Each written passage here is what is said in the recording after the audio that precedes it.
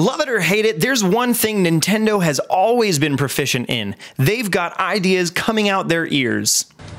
You are an ideas man, Steve. But as we all know, even the greatest ideas, with incorrect audience, bad follow-through, or poor marketing, can lead to failure. However, I believe Nintendo struck gold with the Nintendo Switch and finally has all the pieces together to truly give any game or franchise a second chance. Let's get into it.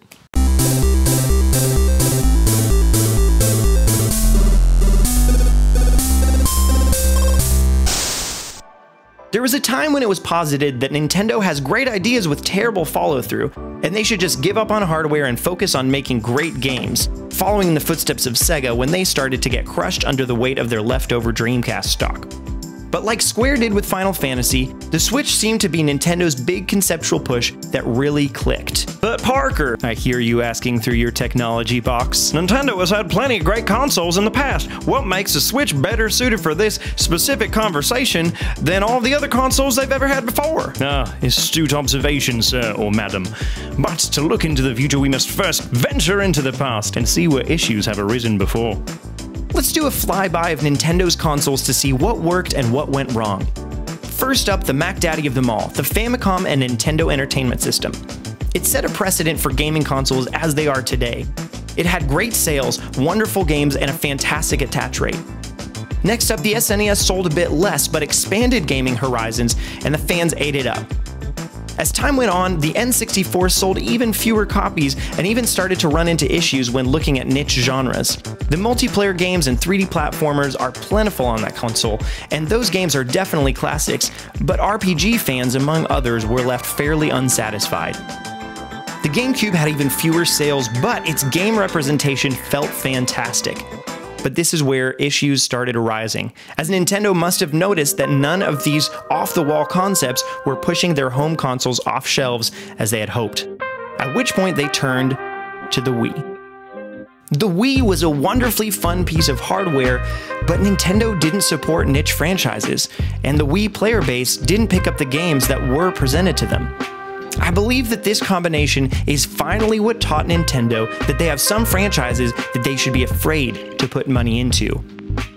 This was only exacerbated when the Wii U catered even more to an odd combination of casual gamers, as well as supporting a few random core games like Bayonetta, which is widely loved but had little to no crossover with their marketed demographic. So all in all, Nintendo doesn't really make such successful hardware, do they?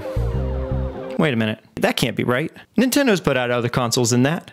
Because while Nintendo have had turbulent times in the home console market, you know as well as I that they have absolutely dominated the handheld space for years. Upon first release, the 3DS stuttered for a while at the offset, but it's really caught up since the 2DS line was introduced and sits at over 75 million units sold, which is higher than all but one of Nintendo's home consoles. The Game Boy Advance line sits at 81 million strong, and the Game Boy line at 119 million. And finally, the best-selling handheld console of all time, the Nintendo DS, has sold 155 million copies. Nintendo knows handheld gaming. Which brings us to the reasons why the Switch is so well suited for this treatment.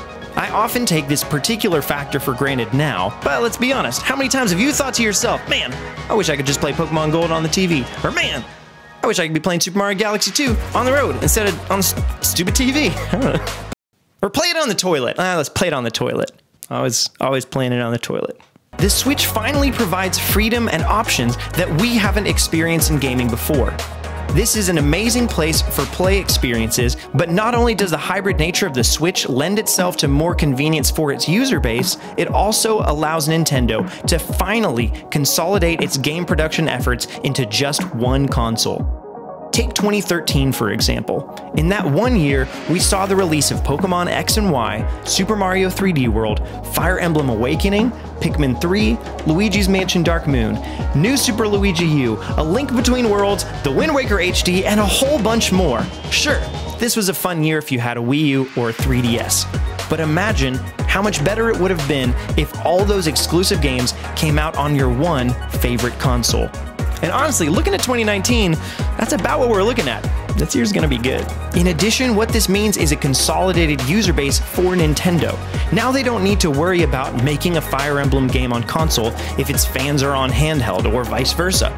But not only is its user base consolidated, but also it's the right audience. The Wii is a perfect example that high console sales don't always mean high game sales for all releases.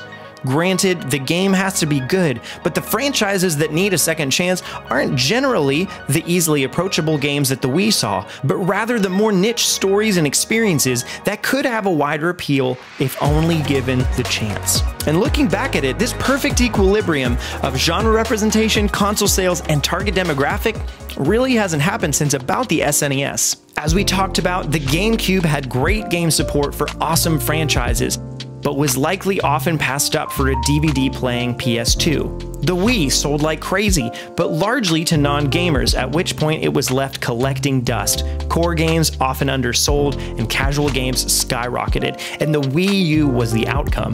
A more powerful Wii, with often poorly implemented gimmicks marketed almost exclusively to kids.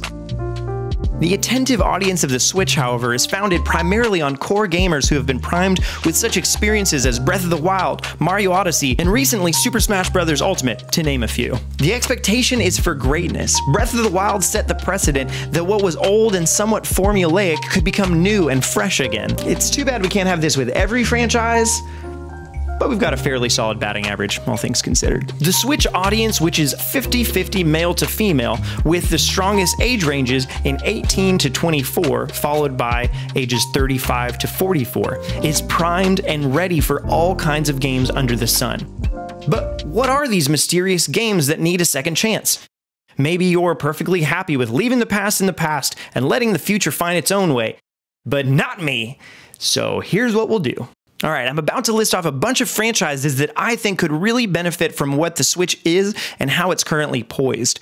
I don't have time to go into really any of these in this video, but I'd love to make videos about each and every one of these, so comment down below as I'm talking about them or whatever, and let me know which of these or other ones you'd be interested in seeing. So, with all that out of the way, here goes. Also, like the video while you're there. I don't know, that could be helpful. Here we go.